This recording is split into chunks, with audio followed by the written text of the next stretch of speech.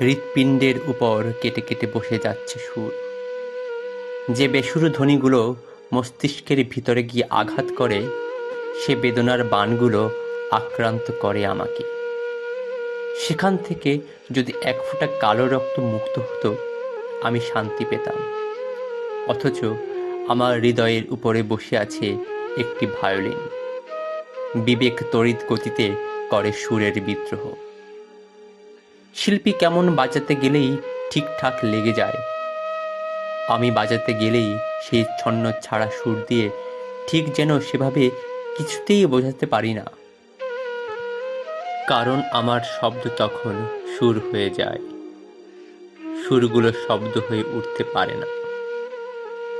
যে সুর সব কথা বলে দেয় অথচ নির্দিষ্ট করে না কিছুই, সে সুর দূরে চলে যাক রহস্যময় আখ্যান নিয়ে। সব কথা, সব ব্যথা সহ্য করার মতন আমি আর নেই। শুধু একটি কথা বারবার চেয়েও শুনতে পারিনি। সে কথায় ঘিরে থাকা রহস্য সুর খেলো করবে না বলে শুধু কি কাঁদিয়েই যাবে আমাকে শেষমেশ?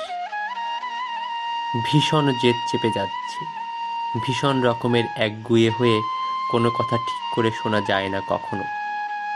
অথচ যে সব কিছু বলেই ফেলেছে, তার সেই একটি কথায় ফিরে যাওয়া খুব বেশি বোকামি নয় কি?